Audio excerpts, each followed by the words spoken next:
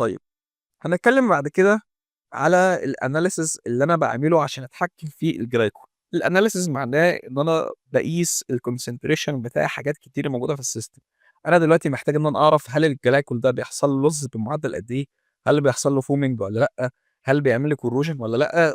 وبقية المشاكل اللي إحنا اتكلمنا عليها. طب أنا باعمل analysis ليه؟ بحيث إن أنا أزود الperformance بتاع الdehydration system وأكون متأكد إن أنا باوصل للdrying efficiency المضبوطة وأقصى حاجة ممكن أحصل عليها، بحيث إن أنا أكون متأكد إن الجهاز ده حصل له dehydration بشكل سليم وبشكل مضبوط. طبعًا هو هنا بيبدأ يتكلم على الanalysis والcontrol اللي بيتعمل على الجلايكول، إن دلوقتي أنا ممكن أعمل visual inspection على الجلايكول نفسه، لإن أنا في بعض الأحيان أنا باخد sample كل شوية من السيستم بتاع الجلايكول وبابدأ إن أنا أعمل له تحليل في المعمل. طبعًا التحليل اللي أنا باعمله ده، الناس اللي شغالة في المعمل بتكون عارفة بيتم إزاي. على سبيل المثال بيقول لك لو أنا لقيت بعض الجزيئات اللي هي الصغيرة اللي لونها أسود، ترسبات لونها أسود، فده معناه إن في iron corrosion حصل عندي، يعني في مركبات نتيجة إن حصل corrosion الحديد عندي، فبدأت تتكون شوية solids كده لونها أسود، صغيرة في الحجم. ده معناه إن ده الproducts بتاعة الcorrosion اللي حصل للحديد اللي موجود في الequipment بتاعتي. طيب لو أنا لقيت solution محلول viscous تقيل ولونه أسود، ده معناه إن في heavy hydrocarbon موجودة في السيستم. طبعًا دي diagnosis وindications على المشاكل اللي بتكون موجودة.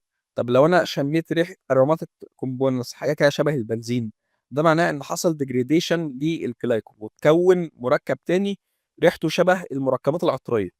طيب لو لقيت liquid بيتكوّن من two phase، معنى كده إن دلوقتي الجلايكول بتاعك ده مش جلايكول بس، هو في حاجة تانية موجودة معاه، اللي هو برضه الheavy hydrocarbons اللي موجودة معاه في السيستم. طب الchemical analysis اللي أنا باعمله على السيستم بيوضّح لي إيه؟ بيوضّح لي رقم 1 نسبة الأملاح كام، نسبة الsolids اللي موجودة جوّاه كام، سواء الحاجات اللي dissolved جوّاه أو الحاجات اللي حصل لها precipitation اللي اترسبت جوّه يعني. باعرف الpH كام، باعرف الiron content analysis ده بيحدد لي الcorrosion اللي بيحصل عندي في السيستم. لإن طبعًا طول ما نسبة الحديد بتكون موجودة أكتر، ده معناه إن في products أكتر من الcorrosion حصل، معنى كده إن الcorrosion rate عالي. باعرف هل ممكن تكوّن فوم وهتكوّن عند أنهي ظروف بالضبط. باعرف الtitration زي ما إحنا قُلنا التقطير، بحيث إن أنا أعرف نسبة الneutralizer اللي أنا هاستخدمه وكميته، بحيث إن أنا أعمل neutralization للجلايكول بحيث إن هو يكون neutral. الpH بتاعته بتكون 7، ما بين 7 و7.5. طيب، من الحاجات الأخيرة اللي إحنا هنتكلم عليها هو الglycol loss prevention. هو دلوقتي الجلايكول ده لمّا بيُفقد نتيجة إيه؟ في أكتر من طريقة ممكن الجلايكول يُفقد بيها، سواء يُفقد في الabsorber نفسه، ممكن يطلع مع الغاز اللي هو الdry gas اللي طالع من الabsorber، كذلك ممكن يطلع مع الwater vapor، وزي ما إحنا قُلنا تالت حاجة ممكن لو عندي نُقط معيّنة في السيستم فيها leak، فيها تسريب، فممكن يطلع منها، زي مثلًا الفلانشات اللي ما بين المواسير، زي مثلًا البلوف، الحاجات ديّة كلّها ممكن يكون عندي فيها leak، فممكن أفقد جلايكول منها، وده اللي إحنا هنتكلم عليه دلوقتي. هو هنا بيبدأ يقول لك إن في الطبيعي إن بيحصل liquid carry over للجلايكول في الabsorber عندي أو الcontactor، نتيجة إن الغاز وهو طالع بيكون شايل كمية من الجلايكول. بيقول لك إن الطبيعي إن كل 1000 قدم مكعب من الغاز بياخد معاه 1/10 جالون من الجلايكول، وده طبعًا كمية بتعمل لي losses في السيستم. ده في حالة إن أنت بتستخدم mist extractor eliminator standard أو ليه اسطمبة معيّنة. ولكن لو أنت عاوز تنزل بالrate ده بحيث إن أنت تقلل losses، يبقى أنت محتاج تستخدم mist eliminator ومضخّص شوية بحيث إن هو يقلل لك الlosses. كذلك برضه ممكن يحصل vaporization أصلًا، يعني هو مش هيطلع على صورة liquid، لأ ده هو ممكن يطلع على صورة أبخرة نتيجة إن درجة الحرارة عالية شوية، فلمّا يطلع من الcontactor نفسه مع الغاز، لمّا يطلع مع الregenerator مع الwater vapor. طيب، الطبيعي إن درجة الحرارة لمّا بتكون عالية أو الpressure بيكون قليل، الlosses هتكون زيادة. ليه؟ لإن درجة الحرارة لمّا تكون عالية، أنا باجبر جلايكول أكتر إن هو يتبخر ويطلع من السيستم ويحصل losses. عشان كده بيقول لك إن لو درجة الحرارة قليلة والpressure عالي، ففي الحالة ديّة الlosses هتكون قليلة. تقريبًا لكل 1000 قدم مكعب من الغاز هيكون بس 5% جالون هو اللي هيقدر إن هو يطلع بس، فدي طبعًا كمية إيه، صغيرة.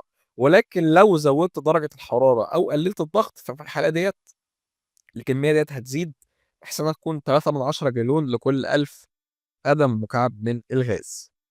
طيب الglycol loss prevention أنا دلوقتي محتاج إن أنا أقلل من كمية الglycol اللي بتتفقد، وده عن طريق إن أنا باحاول أعمل cooling للtop بتاع الregenerator ده، بحيث إن المَيّة وهي طالعة هي بتسيب الglycol ينزل لتحت، الglycol بيحصل له compensation. كذلك برضه بيقول لك إنك بتعمل cooling للlean glycol قبل ما تدخّله على الabsorber ليه؟ لإن أنا دلوقتي عندي الglycol اللي هو نازل بيبقى درجة حرارته عالية، فزي ما إحنا قُلنا قبل كده أنا محتاج إن أنا أبرّده شوية وأسخّن اللي داخل، فأنا باستغل وجوده بحيث إن اللي داخل على السيستم عندي يبدأ إن هو يسخن عن طريق الجلاكول اللي طالع. طبعًا الجلاكول اللي طالع هابدأ بعد كده إن أنا أدخّله على pump وممكن أدخّله على heat exchanger تاني بحيث إن هو يبرد تاني وبعد كده هادخّله على الabsorber عندي. لو أنا دخّلته بدرجة حرارة عالية الdehydration كefficiency هتكون أقل زي ما إحنا قُلنا، وفي نفس الوقت أصلًا الجلايكول هيبدأ إن نتيجة درجة حرارته العالية اللي موجودة هنا، هيبدأ إن هو جزء منه يحصل له vaporization ويطلع مع الغاز اللي موجود هنا، عشان كده محتاج إن أنا أنزل بدرجة حرارة. ماشي، ده اللي هو بيتكلم عليه هنا يعني. طيب بالنسبة للtop بتاع الabsorber زي ما إحنا قُلنا قبل كده، نتيجة إن أنا بيكون عندي الغاز بتاعي الvelocity بتاعته بتكون عالية، الجلايكول ممكن يحصل فيه foaming، كذلك ممكن يطلع مع الغاز وهو طالع، على هيئة liquid carry over زي ما إحنا قُلنا قبل كده. طيب عشان كده في بعض الأحيان ممكن الغاز وهو طالع من هنا يكون طالع وشايل شوية جلايكول. يبقى أنا في الحالة ديّة محتاج إن أنا أعمل إيه، محتاج إن أنا دلوقتي عندي هنا lean gas خلاص، وعندي شوية glycol carry over مع الغاز، أعمل إيه عشان أرجّعهم تاني؟ هادخّل الغاز دوّة على scrubber، الscrubber ده هيبدأ إن هو يفصل لي الغاز من فوق، هابدأ بعد كده أوديه على السيلز، الglycol ده نفسه هابدأ إن أنا هارجّعه تاني على الcontactor بحيث إن هو إيه، ينضم مع الlean glycol اللي هو نازل هنا. يبقى أنا كده قلّلت كمية البُصَص اللي طلعت مع الغاز، عن طريق إن أنا استخدمت جاز scrubber.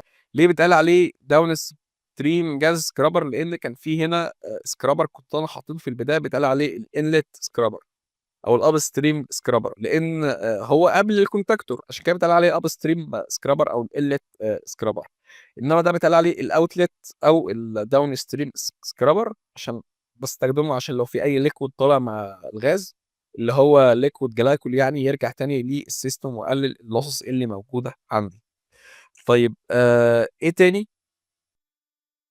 طبعًا هو هنا بيقول لك إن الstripper نفسه أو الregenerator زي ما إحنا قُلنا قبل كده الwater وهي طالعة بتاخد برضه شوية vapors كده أو شوية liquids من الجلايكول وبتطلع بيهم، عشان أقدر إن أنا أقلل الكمية ديّة، فأنا محتاج إن أنا أحافظ على درجة الحرارة بتاعة التوب بتاعة الكولوم هنا باردة شوية، بحيث إن المَيّة وهي طالعة هي still زي ما إحنا قُلنا vapor، ولكن لو في أي جلايكول كان طالع معاها هيبدأ يحصل له condensation وينزل لتحت، وهيسيل المَيّة وهينزل لتحت، والمَيّة هتطلع free من أي جلايكول نظريًا يعني، ولكن برضه زي ما إحنا قُلنا إن ما فيش أي حاجة بتحصل بنسبة 100%، فبرضه كده في شوية losses بتطلع مع المَيّة، ولكن أنا باحاول أقللها قدر الإمكان يعني.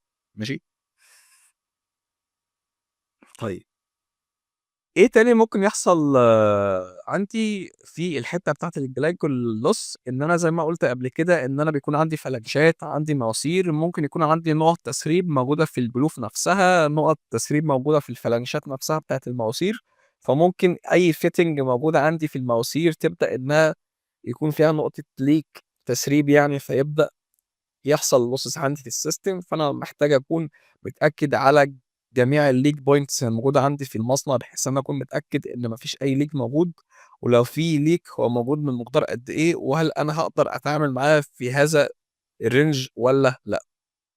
طبعًا لو عندي foam بدأ إن هو يتكوّن في السيستم، فبرضه الfoam ده ممكن يبدأ يقلل لي من نسبة أو كمية الجلايكول اللي موجودة عندي، بمعنى آخر إن هو برضه بيزوّد الlosses، لإن دلوقتي خلاص الجزء اللي هو بقى فوم ده، هو دلوقتي جزء من الجلايكول عمل لي فوم، فهو كده ما بقاش صالح للاستخدام. تمام؟ يبقى أنا محتاج عشان أمنع تكوين الفوم ده إن أنا باستخدم الdefoamers زي ما إحنا قُلنا قبل كده، يعني باحاول برضه إن أنا أتجنبها قدر الإمكان بحيث إن أنا أصلًا أمنع مشكلة تكوين الفوم دي أصلًا من البداية.